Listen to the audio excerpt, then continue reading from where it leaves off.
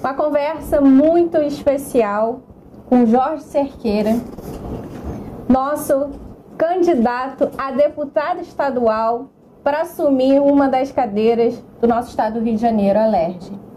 Para mim é um prazer, Cerqueira, nos unir através do nome de uma pessoa de tanta representatividade, não só para o nosso estado, mas como para o nosso país, de força, de coragem, de determinação e principalmente de honrar a palavra, que é o nosso querido Coronel Emir Laranjeiras, e que nos aproximou e fez com que essa dobrada seja de um futuro de sucesso e que na nossa base, que nós acreditamos, nos nossos princípios cristãos, é de vitória.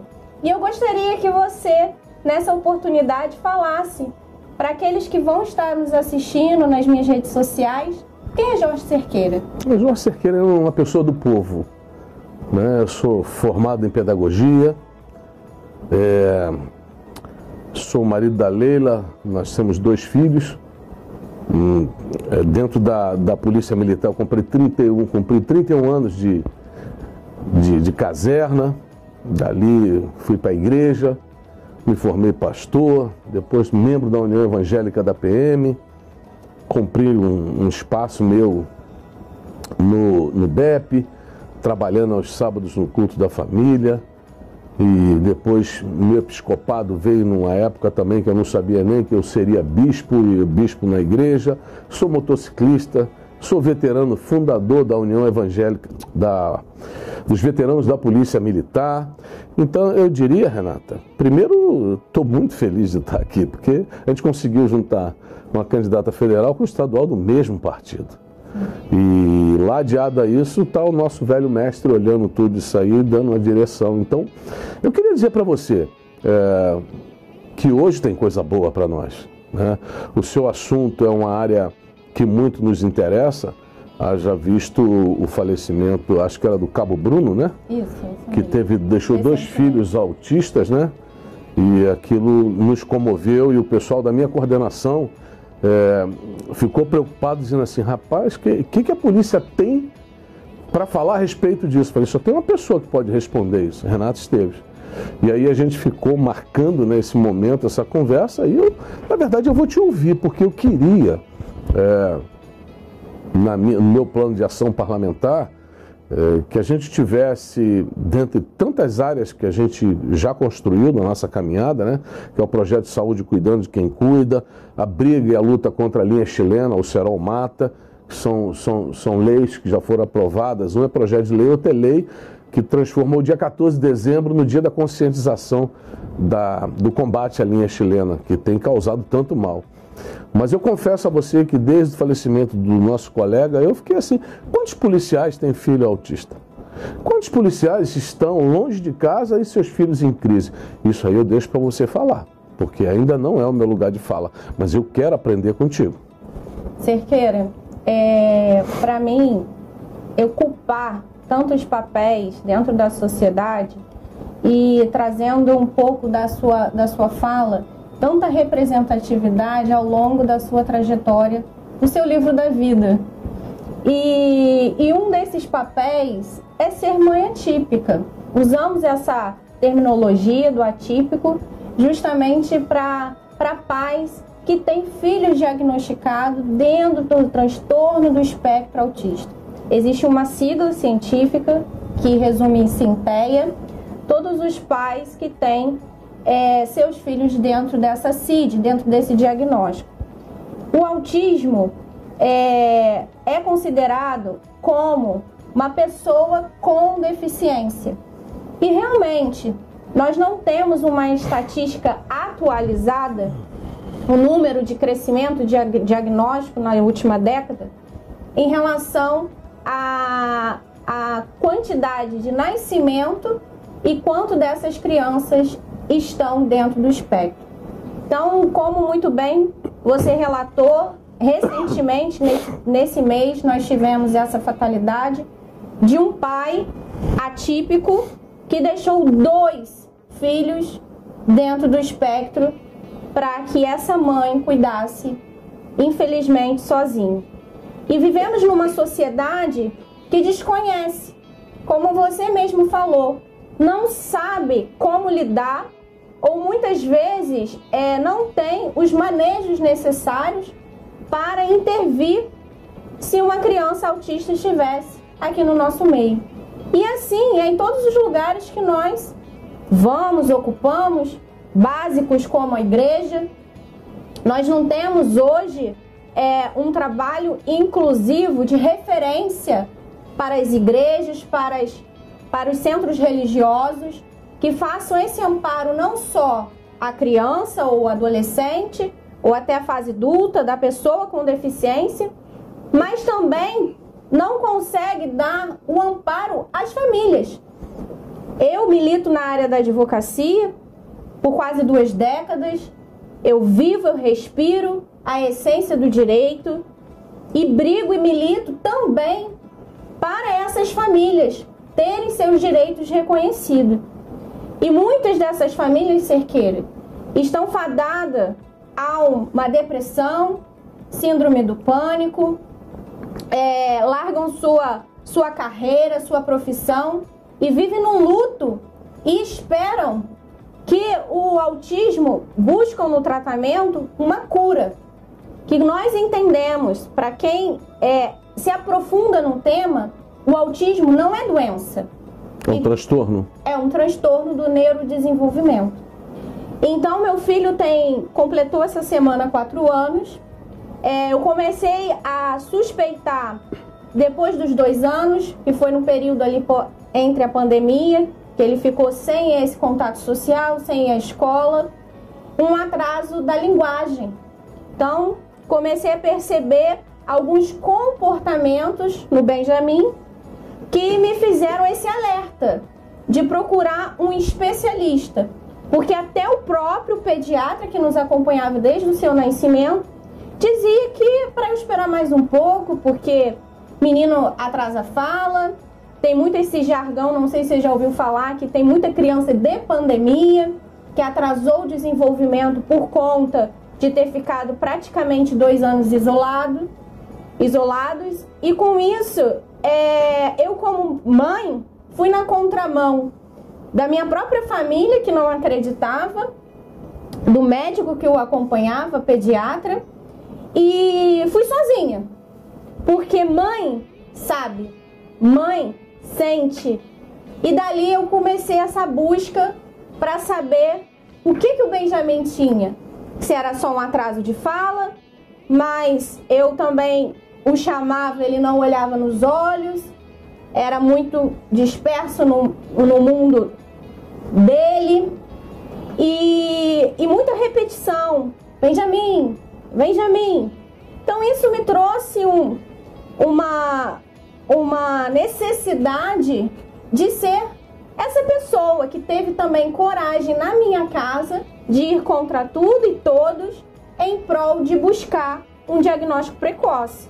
Então, Cerqueira, eu sou muito ativista da causa e eu busco que o autismo ele seja cada vez mais amplo de conhecimento, que as pessoas entendam o verdadeiro significado e como lidar na sociedade e abraçar não só a pessoa com deficiência, mas também as famílias. Esse é um ponto que eu quero simpatizar com a tua causa, para dizer que nós, como profissionais de segurança, porque atrás de um policial vem um pai de família. Exatamente. E vem uma mãe de família, porque hoje tem policiais femininas. Eu imagino como deve ser a guerra e como anda os ânimos de uma pessoa que tem que trabalhar defendendo a sociedade, armada aí e com a cabeça, né, talvez sequelada por saber que seu filho está em casa precisando, e como vai gerenciar o combate ao crime, essas coisas que o policial tem, sabendo que em casa a sua família está com problema. Problema de amparo que nós, como políticos, nós podemos resolver ou amenizar muita coisa. Primeiro, nós precisamos de um serviço diferenciado na polícia para atender essa área de transtorno, que não é só o autismo. Você tem o TDA, tem o TDAH, tem uma série de outras coisas. Então, assim, Renata, eu fico num mundo de descoberta. Eu fico olhando você falar e falo assim, rapaz, em que momento a gente vai suavizar a vida dos policiais? Porque você está em casa vendo aí, achando assim, não, o policial está trabalhando ali, mas você não sabe por trás dele como é que está a cabeça dele, como é que estão os pensamentos dele, como é que está a vida emocional desse policial. Então, Renata, eu acho que esse espaço que você abriu para a gente conversar vai fazer com que eu e a minha coordenação saia daqui e todos sabem que, por ser pedagogo, eu sou um cara muito organizado. Eu te garanto que o segundo bate-papo nosso aqui, eu vou te dar uma surra, que nós vamos vir com muito mais conteúdos para poder discutir isso e trazer a você que está em casa uma opinião nossa, do nosso gabinete, para que você entenda como uma dobrada parlamentar é importante na LERJ, como é importante no Congresso essa discussão. Não é ficar aqui embaixo, é lá de cima. Muita coisa está para ser feita. Conta comigo. Cerqueira, só tenho te agradecer e nós estamos partindo para essa fala final. E eu gostaria que você falasse da sua pauta principal para quem me assiste, para quem me acompanha, para entender o porquê que você se levantou para a política e ser esse porta-voz também nesse meio. Eu cheguei aos 65 anos de idade com a minha vida bem resolvida. Existem coisas que eu conversava com a família em casa dizendo assim, Deus já me deu muita coisa. E nós, homens de bem, nós chegamos a um momento que a gente... Tem uma fase da nossa vida que a gente quer comprar tudo, né? Aí tem uma hora também, uma fase que você fala assim, eu não preciso mais de nada. Eu acho que é a hora da maturidade emocional, que a gente olha e fala, não precisa de tanta coisa. Mas às vezes a vida infere em nós tanto conteúdo que você fica cheio. E esse conteúdo que eu quero trazer para a vida pública. E a Polícia Militar, a Associação dos Veteranos da PM, eles se juntaram dizendo, esse é o ano de você se candidatar. E eu, quando fui estudar a vida do veterano, eu vi um homem jogado como se fosse uma mazela da sociedade. A margem da sociedade não, marginalizada, mas mazela mesmo, deficiente de um hospital. Ora, não tem hora pior para nós ter que pagar um plano de saúde e não ter dinheiro para pagar. Nós temos uma estrutura hospitalar muito boa, muito grande, mas deficiente. Mas não estou dizendo aqui, dando paulada na polícia, não. Eu acho que, como parlamentar, eu quero ajudar a Polícia Militar a reconstruir o sistema de saúde. Isso afeta o veterano, afeta o velhinho que está em casa. Eu quero trabalhar essa questão de grande paridade, eu quero trabalhar essa questão de descontos de banco, de empréstimo, disso, que a vida do veterano, às vezes, se torna uma vida cruel. Cruel para aquele que trabalhou durante muito tempo. Ser policial não é fácil aqui, principalmente no Rio de Janeiro. Outro problema que também me causa espanto e é motivador, foi o liquidificador das minhas emoções políticas, foi a questão da igreja. Depois da pandemia eu percebi que padres, pastores, sacerdotes, espíritas, eles não ficaram muito bem, porque você chega na igreja, o cara está pregando para pessoas. Mas ele percebeu que na pandemia, essas pessoas, ele orava, rezava, ela saía do tubo e ia embora para casa. A outra pessoa, ela orava, rezava, a pessoa morria. Na cabeça do sacerdote, ficou assim, então o que está vendo? Esse poder não é todo meu. Só que essas pessoas voltavam para casa, motorista de BRT, enfermeira, pasme. Teve uma esposa de um amigo meu que é enfermeira e falou que perdeu 26 pessoas num plantão médico. Então eu imagino essa pessoa hoje, pós-pandemia, do que ela precisa de cuidado. Às vezes não é um cuidado espiritual, é saúde. Eu tive que reunir psicólogos, psiquiatras, psicanalistas e fiz um grande simpósio, onde eu pude entender que o projeto Cuidando de Quem Cuida foi entregue até na mão do Gurgel, do Sargento Gurgel, nosso companheiro, que também é deputado federal. E eu falei para ele, tá isso aí, esse projeto é coletivo, é para o povo, não é da igreja, e sim dos sacerdotes, e vai pegando todas as áreas da sociedade civil, de pessoas que cuidaram de pessoas. Isso me motivou a ser candidato. Eu tenho ainda uma luta no motociclismo carioca, chamando-se Combate à Linha de Serol, linha chilena. Eu já peguei animais silvestres cortados, pássaros cortados, skatista, pedaço de pé sequelado, motociclistas eu nem falo de tanto com essa linha chilena. Eu não falo que você não deva soltar pipa não, que eu soltei pipa. Mas essa linha na direção de uma via expressa é como se estivesse com uma metralhadora apontando e disparando. Primeiro que passar, vai sofrer o dano. Então essa é uma luta, nós temos leis estaduais, elas só não são Efetivadas. Não, vistoriadas, fiscalizadas. Eu quero ser o fiscal, eu quero combater esse negócio. Você que está vendendo linha, eu não vou em quem está soltando, não. Eu vou lá onde surge, eu sei as fábricas, eles me denunciam. Isso é motivo também de luta no meu projeto de governo, no meu projeto de ação parlamentar. Eu vou ser um fiscal do povo nesses dias que vem pela frente.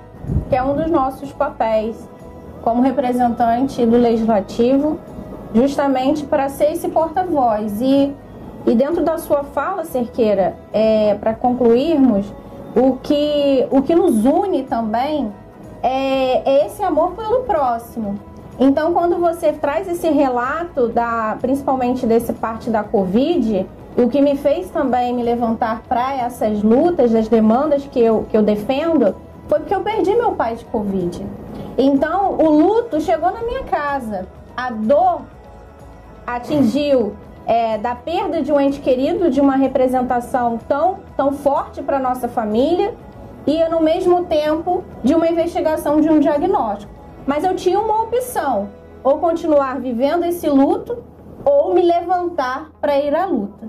Então, pessoas como você, que eu quero andar do lado, porque tem essa veia, essa vertente, principalmente de empatia, porque nós já temos a nossa vida feita, estabilizada profissionalmente, familiar, mas a política nos apresentou, foi o caminho inverso, a contramão do sistema, mas para justamente a gente ser essa voz, tanto em Brasília como para a LERJ. E para mim, meu amigo, é um prazer estar com você nessa caminhada. Eu conto contigo nisso. E qual é o seu número?